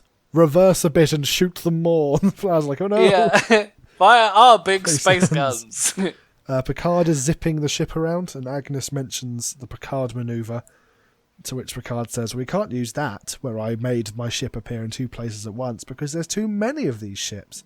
It's like, you need to do something like, and a good old-fashioned Star Trek techno-babble explanation in a way we can understand. You'd need to do something like an old warplane scattering mirror shards to overwhelm radar, I didn't know they did that. There you go. I learned Neither something. did I. There you go. Agnes picks up the space ocarina and says, luckily we can use this to multiply our sensor images, and then generates loads of her own face. Yeah, a bit weird. Uses the magic vibrator to just clone her face a bunch Which must of have times. been like really distracting for Picard. I mean, he's trying to Picard's fly like, I've around. just told you how much I'm struggling to fly this spaceship. Yeah, Aaron pointed out, he's a 90-year-old man trying to fly a fucking spaceship by himself. Like, women, just shut up and shoot the fucking lasers. You got one job, just press shoot, press go, Problem press is, any button. in any other situation, if it had been peacetime, I think the idea of lots of little smiling Agnes Jaratis is really cute. It was a nice Yeah, it little would have been image. good for morale, but not right now. There's a little time for a Snapchat filter, Agnes, please. Yeah, exactly. Agnes, I'm trying to save the galaxy. Picard does a little transmission to Soji. He's like, look, please turn off the beacon. She's like, no. And he's like, okay then. Then I'll give you, I have something to give you. My life. Which is a bit much even for him. Did you Where feel did that that was come a from? really poorly delivered and also an insane sentiment? He's just got very Yeah. extra in his old age. I feel like even I don't feel like TNG Picard would have said anything like it, but I think even then he would have gone like, I shall show you the value of a life or something like By dying.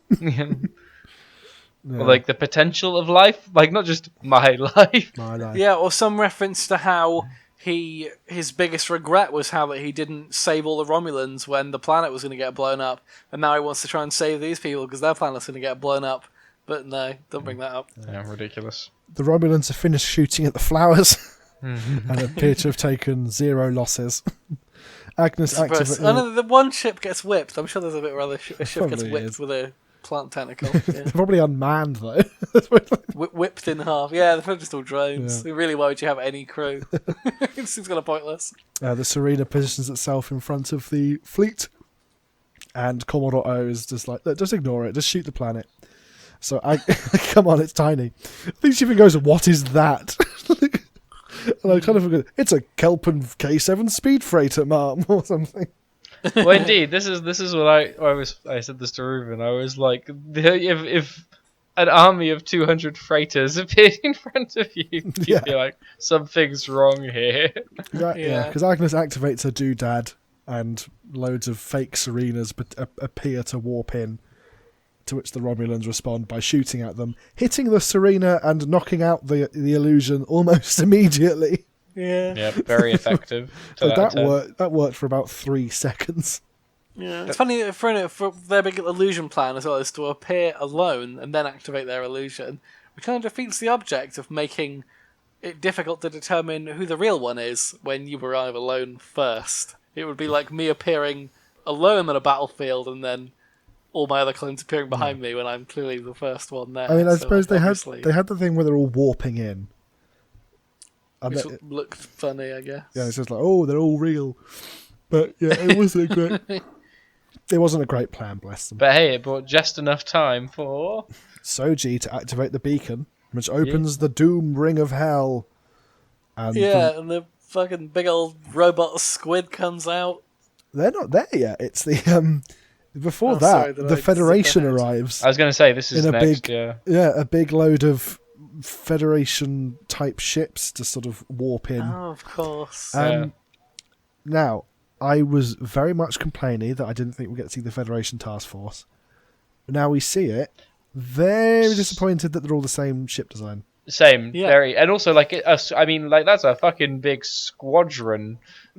Yeah, I mean, I guess it. Fucking lazy design massively by the so. animators to just fucking copy paste the same ship 1,000 Yeah. times. Do There's they like a- do they also have like that squadron on standby constantly? I Like, don't think it's the same squadron as the Deep Space 12 one. Because Okay. because there was no way Riker would be at the. That's what I mean. Yeah, he would why- because Picard fires off his Navy Reserve, isn't he? he fires off his hyperfrequency whatever, and that probably then leads them to do a slightly more impressive I was gonna say arrival. because if that was the squadron he was requesting, then fucking hell Yeah, has I- Picard got a lot of sway Yeah, still. I doubt that was the same squadron, but like, yeah, I mean, I suppose from a society that is replicator based, all their ships looking the same isn't that strange. I mean, but the it's a pro- bit. So the Given- problem I have with this is like Utopia Planitia was destroyed, right? And like the it's very specifically that the Federation builds ships in classifications like an actual navy does, because different ships accomplish different tasks.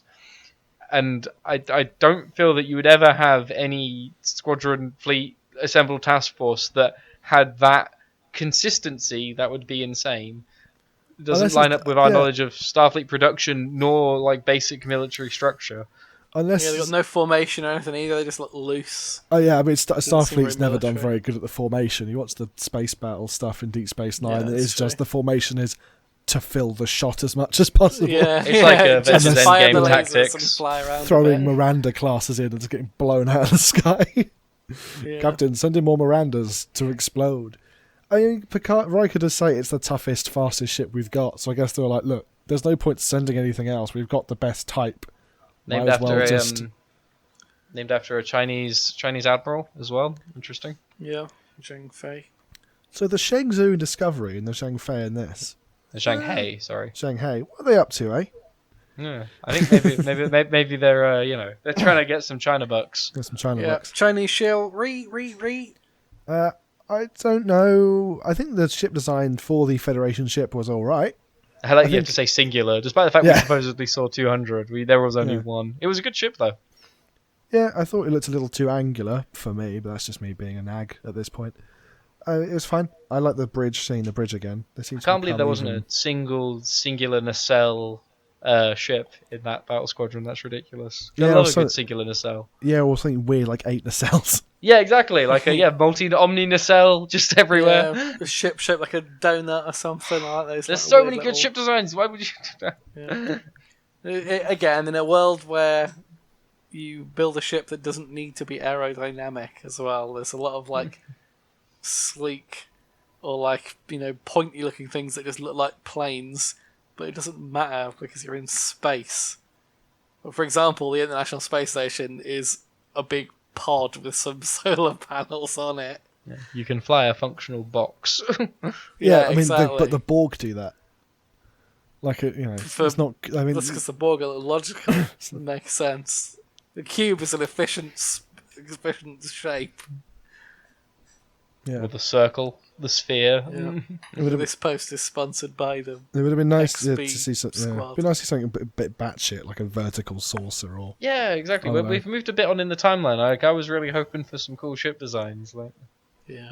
Then again, like I said, Utopia Felicia was destroyed, so maybe these are all old ship designs. Yeah, that's true. Yeah, the shipyards got blown up, but they got millions of fucking ships. I mean, I guess it's been 20 years. I mean, presumably the Federation's really started to look inwards after that. Yeah. Anyway, we're nearly there. Right, come on. So then... so Picard is on his way out. Oh, I forgot to mention that Riker's there. Yeah, he fucking is. Yeah. Best, but this little Riker scene made me realise that we should have Star Trek Riker as the show. That'd be fucking sick. It'd be much more interesting. Just him nubbing birds in space and blowing aliens up. Occasionally having a Skype call with Miranda Curtis. He tells the Romulans to piss off, and there's some good old-fashioned screen-to-screen captain bickering. O decides it's time to fight. And just like, okay, fine. Picard gives one last desperate chat to Soji, which he copies Riker and O into, and gives. He directly says, "And I believe in you," which is just crap. Gives his tolerant speech about trusting and saving each other. Just as the spooky robo tentacles start to come out of the ring, Soji turns it off, and they get Lady and Tramp Noodles sucked back up into whatever hell dimension they've come from. The Rommies piss off, the Federation leave to chase them off. One thing I thought was that the Federation starship bridges looked even more impractical than they have ever before, because I'm pretty sure to the direct left and right of the view screen was just like a random shiny box. Yeah, there was like a weird sort of like almost like a podium sort of thing that they were on. It was really strange. Yeah, and the captain's right at the front as well, which means that he can't see any of his crew. So it means you have to give shouting orders behind. Around. Yeah, weird. It's a long. You want to be at the back, wouldn't you? Really? It's a long tradition of Star Trek bridges being impractically designed. Definitely. Did you think, Alec? Can you answer me? What was Starfleet gaining from being in this conflict at this time when Jonathan Frakes arrived? What is he trying to accomplish? First contact with a new race. Is that what he's trying to accomplish with 200 ships? Well, that was the diplomatic response that Picard asked for. Yeah. Okay, that's fair. So when they're like squaring off for like what is going to be incredibly heavy casualty standoff, I just wanted to understand what was at stake because I didn't know at the time. I mean, for all we know, all those ships are crewed by holograms. Oh, indeed. Emergency crew holograms. But yeah, Jonathan Frakes is the only man in that entire navy. It did seem like quite an about face for the Federation to suddenly. Yeah, I'm glad you agree. It Yeah. seemed like for a Federation that wasn't willing to involve itself in this situation, it seems like it involved itself pretty fucking heartily. Pretty quick. Yeah, they make a massive risk. They're a federation that's literally banned all synthetic life and even the science behind synthetic life, the positronic brain. They trust some random tart who's literally trying to end the universe. They're just like, yeah, Picard will probably convince her or something. That'll do. Like, He did, I feel like right. if I was the Federation, I would be alongside the Romulans. Like, yeah, Join the Romulans and glassing that planet. fucking blow them the fuck up. Let's just get this over and done with and go home for a cup of Earl Grey. Set space phasers to kill, like we did with Mafia Planet. Picard has fallen and he can't get up. His amniotic syndrome has kicked in real bad, and they beam him down to the planet for the tradition. If only they had some kind of synthetic life form that could medically treat people, like a hologram or something. Oh wait, it exists. I mean, his It amniotic doesn't- syndrome is doesn't terminal with show. human doctors, let alone hologram Yeah, doctors. but like Agnes has a little wobbly at one point, and the EMH shows up, and it's like, "What's the nature of a medical emergency?" But we only works Doing for any of that, Agnes. It doesn't anyway. work for anyone else. We covered this. That's true. Re. Oh, maybe it's because Rios fancies her, and the holograms are that'd be part of his cute. psyche. It'd be horrible. It'd be very medically unethical. But... That's. I reject that. No, it's logic. obviously bullshit. It's I mean, just Yeah, bollocks. no, it's a whole hot heap It's of a big bollocks. plot hole. It was because they didn't want a accented Cristobal Rios appearing at the climactic moment. Yeah, exactly. Where am I? He's beamed down to the planet for the customary friends gathering round him while he dies, and do a little speech. This whole scene would have been a lot more affecting if they didn't tell us that season 2 was coming, Yes, thank you Yeah. so much so. Ridiculous. Aaron said exactly the same thing. and they'd highlighted the robot body just waiting upstairs. Yeah. I really thought what was going to happen here is that because Patrick Stewart's obviously a prolific actor, won a lot of awards, he must come with quite a high price tag. That I thought that they were going to put him in the Golem so they could have season 2 with a different actor as Picard. And it was a way to That would have been phase him out. real. I mean, given how difficult it was, I imagine Patrick Stewart was pretty on board with this. Yeah. But what- I thought that would be that was why they were going to do it. But And what is gained by this? exactly. So by them not doing that, even though it's a ridiculous, mad plan, it's just pointless. They did it for no reason. Because I thought there was going to be something really interesting. I thought the reason that this series has been really like lackluster and pretty terrible was that this was what they'd like sacrificed everything to get towards. And like you said, like maybe like Ruben's idea, but maybe something else. Maybe like a super strong Picard. Maybe like an immortal Picard. Yeah. I was like maybe. I feel like Picard wouldn't really be down with any of these Maybe- things because he's been borged and he fucking Yeah. hated that. Well, I think he'd probably he just wanna loves his stay humanity, like it's his key, Yeah. it's his key feature. But like, I was ready for it to be anything, like even if it was like, because like the idea of season 2 being Patrick Stewart or Patrick Picard wrestling with his newfound immortality, something he never wanted, would be excellent. Him wrestling with his newfound super strength would be arbitrary but pretty funny to watch. dead. Isn't he technically like the real Picard is dead, right? And he's a clone. He's a copy, right? Surely you What? can't take the real brain. Oh yeah. Well, you talk about by the end of this episode. Oh yeah, sorry, I've skipped. No. ahead. I'm just checking. I didn't know if you were the whole talking thing about some outrages me. ridiculously obscure episode of TNG that I'd forgotten. No.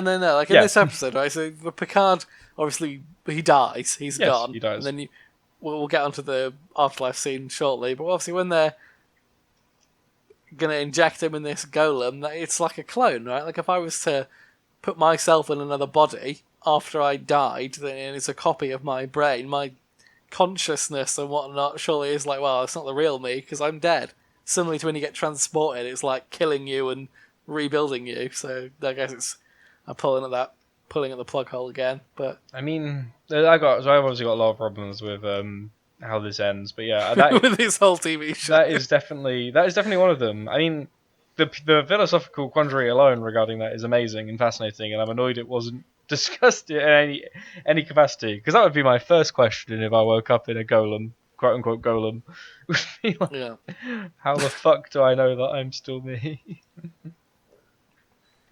Oh, very odd. But yes. Anyway, let's get to the afterlife and the very kind stipulations that they added to this body. Yeah, so Picard shuffles off this mortal coil, and Rios and Seven are on a cliff having a space orangina and compare notes on their character arcs. And then there's another separate cliff. It does look like an orangina. It does look like an orangina bottle. Why is that bottle so impractical? How do you put a liquid in it? Because it's really, really narrow. Do you need a funnel? And because it's shaped most like a giant liquids are put in teardrop, bottles by when a you funnel. lift it up, then all the liquid would rush out really fast. It'd be like drinking out of a drinking horn. Like, it would be really impractical. I mean, drinking horns weren't that impractical. We wouldn't have used them for so long. You have to drink it in a certain way, otherwise all the liquid comes out. It's like an old, like, Viking adage, isn't it? Oh, like, blah blah blah. The English don't know how to drink out of a drinking horn. It was a. Didn't realise you had such strong opinions on glass blowing. Well, it just seems like a really poor design. You know what works well? Cups. I like them. They work practical. But they don't. You can't be lidded, unless you're suggesting they should have been sharing booze with a sippy cup or something. So I feel would have definitely taken away. Like a beaker. Just melancholically sipping at a sippy cup. Like a little with like a panda face on it or something. Or maybe just like sharing two straws. Yeah. Raffi and Elnor are on another separate cliff, having a little cry. But Picard is awoke, which is weird because he's dead, right? In a spray-painted room, which he is grumbling about a dream. Brett Spider is here again. This time he's in full Data. Brett Spider. And Data just sort of saunters up, saying, "No, it's a quantum simulation, but you're dead." If you weren't such a blithering idiot, you'd realise it was a quantum simulation. He can still do it. He can still do the Data acting. I'll give him that. Yeah, no, definitely. Yep. He did it a lot better in this one than he did in episode 1. Yeah, he looks more like Data as well. They do something to him. What did they do? His eyes are CGI'd. I thought at first they were contact lenses, and that one of the contact lenses was wonky. But they've edited some like eye effect onto him to make him have the Data eyes. But they've done it in a really weird way. Like his left eye was really googly, didn't look right. I think that's why he looked so different. It was off to the side. Yeah, something wasn't quite right. A bit uncanny valley. Yeah, I just thought he just looked odd in episode 1, but in this he looks normal. I he looks agree. like Data. He looks a lot. I don't know whether it's the lighting of the scene. Obviously, the lighting in the other one was quite harsh with the spaceship. Perhaps Maybe lost a bit of weight between them as well. Perhaps the weird house aesthetic made it worked better. But yeah, I agree. Something looked much better about this version of him. Picard tells Data that he loves him. Apparently, no. Why the fuck not? Why not? Data says that a lot of his memories were operating under that assumption anyway. Apparently. Cool. That Picard has to leave this simulation now. Soong and Durati scanned his brain before he died. Useful. It seems rude. Yeah, very. And as he leaves, Data asks if he can die because he wants to experience mortality. This whole scene was all right, but I did spend a lot of time going, "What do you mean it's a simulation? What do you mean you want to die? I don't understand." Indeed. And is that a figment of all of his imagination? I guess because is it? Is it really the afterlife? I mean, we kind of find out what it is because Picard wakes up in the synth oven, still old, but in some very fetching orange pants. And he's been given a normal robot body that has no super strength, no super speed, or anything like that. And will age and die. I mean, I am...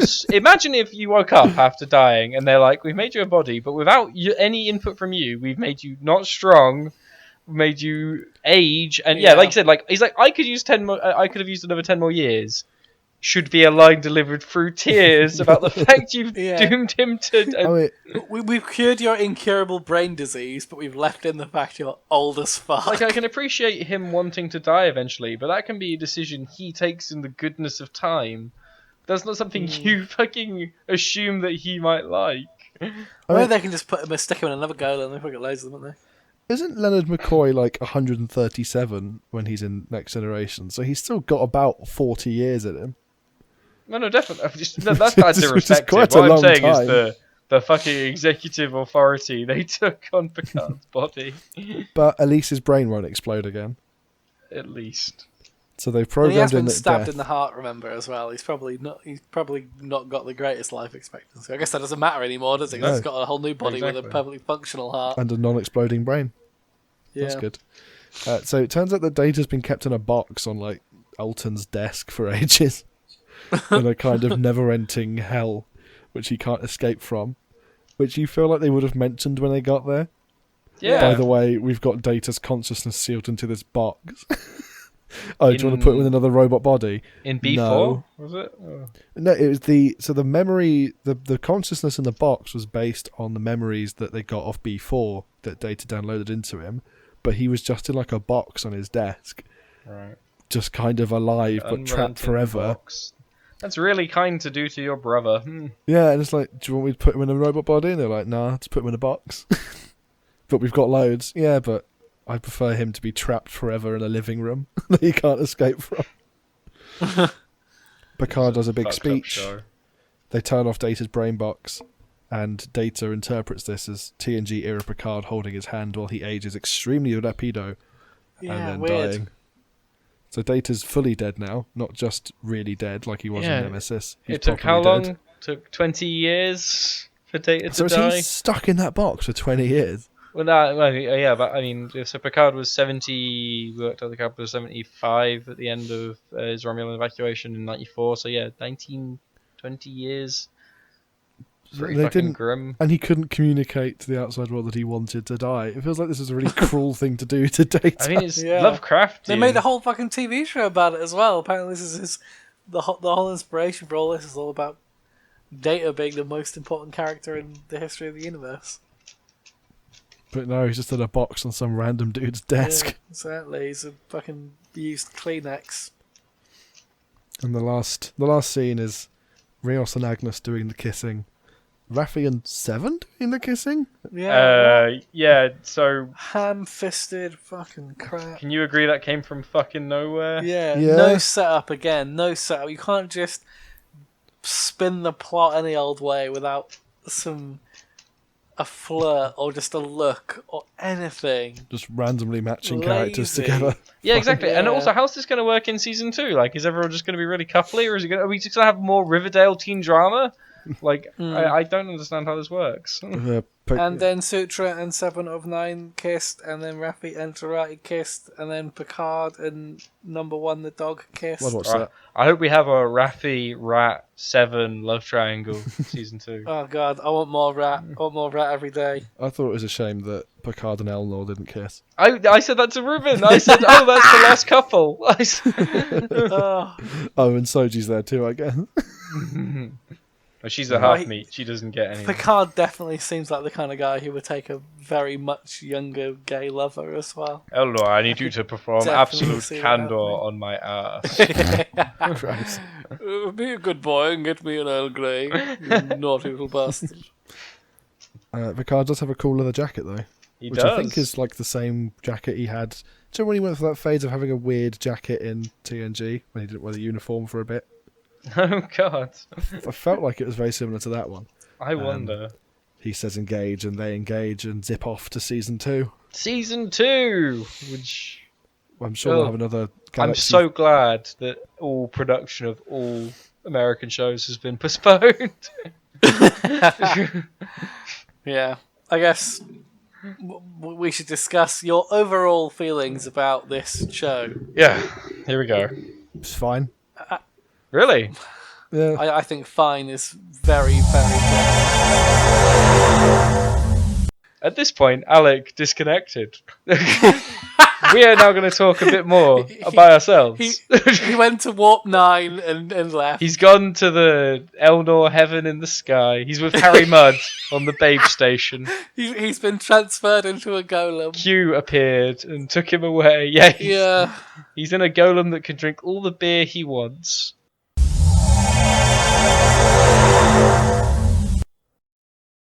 I'm always impressed with your tolerance for this Yeah. stuff. But fair enough. I respect that opinion. Yeah, no, not fine. Yeah. Not fine.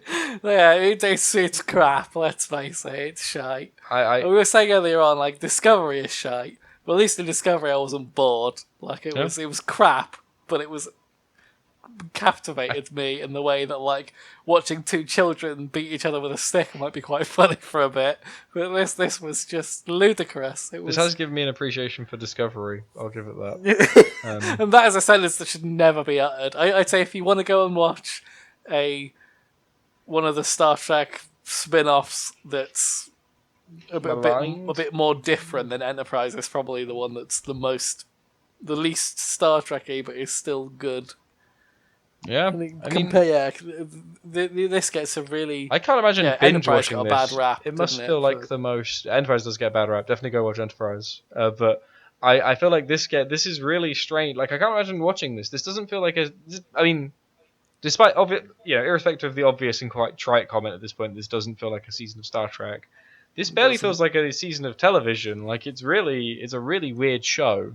It feels like the sort of thing that could only have been made in the streaming age. Like, it feels like a complete lack of oversight, like a really weird, meandering set of creative heads. I'm the biggest loss for me, I think, is in the dialogue. Like, all of the writing and everyone's lines just seems so synthetic. It's all like, let's get out of here, and that kind of like shitty 80s action film kind of dialogue. No one says anything of substance. Even when they try and say something of substance, it sounds so fake. Not a single conversation sounds like something that would be had between two human beings. Oh shit! Oh shit! I thought he was angry at us. So did I. I thought we bashed it too much. I thought, oh shit! Well, you might have to keep talking. My laptop's frozen. Cool. I'm still here. So anyway, Ruben. So I think another thing that I love about Star Trek Enterprise now. That's quite good comedic timing, I think. I mean, like I said, irrespective of the fact that this show showed me how bad it can get with a Star Trek license, like I deem this to be way worse than the 2 of the 3 Abrams films that I've seen as well. Like, I feel they captured more of Star Trek than this did. I think it's really important that this has Picard in it and it has 7 of 9 in it. I hope it gets better. I hope the feedback from this season is really poor and that they make a second season but they make it better. However, we have discovered things online from a bunch of you degenerate fucks out there that implies that some people actually really like this show. Do we have the comments on screen?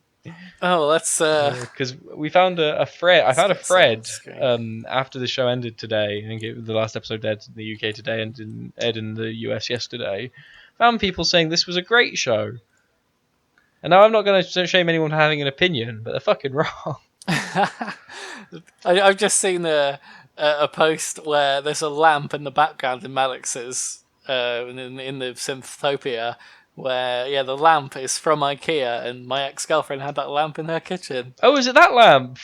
The fucking Death Star lamp. Yeah, the one that exploded outwards. Yeah, that's insane. It's in the thing. That's the thing. Like in Star Trek was always about everything was handcrafted to look was consistent. Like if there was a light fitting, it was a light fitting that someone had thought about that had an application.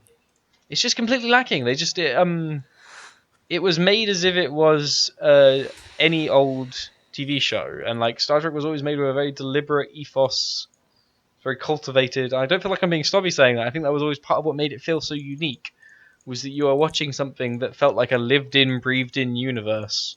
And this isn't part of that. This is just something where 6 scriptwriters take turns to write themselves into and out of situations with no regard. I found the comments. So, Ensign J. Scott 18597 says, "I'm not the only one who loves everything about Picard, right? I come here every week expecting to finally see praise about this show, only to be bombarded with criticism that doesn't make sense, or is nitpicking in the extreme sense. I admit, I am a nitpicker. I'm a critic, and I think this show is shit." Yeah. this this this person loved it. I'm really glad they loved it. I'm happy they've enjoyed it. Yeah, you're right. I do not agree in any way, but I think that's the at thing. least they Like, had a jolly old I time. support people's right to enjoy this show, but I will ask real big questions as to why. Yeah, we've got a comment here that says, all in all, it was decent. The weakest actor in the bunch was Soji/Daj. Agreed. I mean, yeah. I'd say Elnor was worse, but yeah. She still held her own pretty well. Jerry Ryan and Patrick Stewart were fantastic, and I even found myself enjoying Elnor's character, which kind of shocked me. It ticked all the right boxes for me, and I'll definitely be back for season 2. These. I liked it more than I would, considering my complete disenchantment of Discovery. That's from user Goddammit Dax. These people are Clearly insane. a big Star Trek fan, yeah. Ruben, will you be back for Who season can 2? enjoy Star? I'm never coming back for season. I'll watch season 2. Of course I will. I would lie if I was saying I wasn't going to watch season 2, but I'm not going to enjoy it. I think it's going to be more I'm out of morbid definitely curiosity not gonna now. want Like to- it's expended all the goodwill. I think is. I don't think I've got the energy to do another check for traps review Yeah, of season no, 2. we'll do- Let's put our energy to something we enjoy. Like you said, we'll do something good. I think maybe what I might do, or what we might do, and again, don't hold me to this, is maybe do like at the end, like once we've watched it all, maybe do like a retrospective, or do what like the Red Letter Media guys do, and do maybe like after 3 or 4 episodes. I think it might be quite fun to bag on it like that. Yeah, definitely. I don't think it deserves the effort of weekly publishing. Like this show has been such a disappointment. Like the first continuation of the Star Trek Prime Universe canon in 15 years since Enterprise ended. No, since longer than that. Like since 20 years since Voyager ended. Just a bit boring, wasn't it? Just Really? shit, and it degraded the universe, and not in like a positive or constructive way. It made the universe more like the 21st century for reasons of sheer laziness and hubris. I completely agree, especially about the comment about bringing it. It's backdated it's just reverted what we currently love about the Star Trek universe, and that their trials and tribulations of living in the 2400s that they don't have should money, be and fascinating. race is no longer an issue, and like these kind of really interesting social conversations, which and they've just brought up today's issues and stuck them in again. I tell you what, I wouldn't be surprised if the end of season 2 ends with them all getting coronavirus. It's going to be pandemic based, I bet you. Because this is the thing, Gene Roddenberry created such a distinct, unique world from our modern situation for a vision of hope for the future. Yeah. And Alex Kurtzman is such a hack that he could think of no other way than to just make it back to bleak, post 9/11, like fear scarcity politics. Because all these people fucking know, because it's just the world they live in, and it's fucking bullshit. Well, it's going to be a whole new plot as well, right? Because like Soji's a good guy now again, even though she was a bad guy for all of 10 minutes. Yeah, what an ineffective twist, or not even twist. What an ineffective finale villain. Yeah, well, we all knew it was going to happen as well. Yeah, like, if you spent they tried to make her out as the Destroyer. They never showed her being the Destroyer. They just said she was. She just seemed like a girl. Yeah, bullshit. But yeah, Alex messaged us saying he's not coming back. We'll try and add something from him into the end, so you can. We regret to inform you that he's not made it to the end. Lieutenant Commander Lambert has died in a horrific transporter accident. We will be putting him into his consciousness, which we've captured in the transport positronic matrix. We'll be putting into a racially charged Jewish golem. And his original body will be fired off into space, where we'll have a little space funeral. It'll be very touching. Of all the men I knew, he was the most bevved up. It's been a pleasure recording with you, Captain. It's been a pleasure, thank you. I look forward to you joining me on our next sci-fi crusade. Hopefully it'll be more interesting. I'm sorry that I got you in for this shit. I look forward to maybe Stargate, maybe whatever we decide to do, it'll be a blast, but it won't be fucking Star Trek Picard. Now, Ruben, take us out of this field. Make it so. Course is locked in, Captain. Excellent. Engage. Fucking sick. Right, let's stop it there. Yesterday, I called down here, and I asked for you without thinking. It won't be quite the same. It's just a transporter room, sir.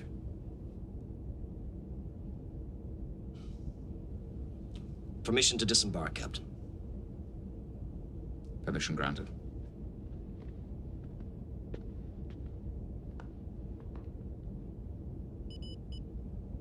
Energize.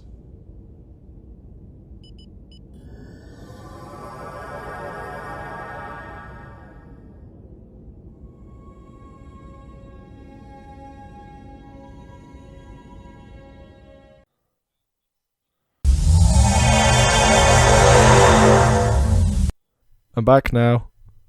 Bye.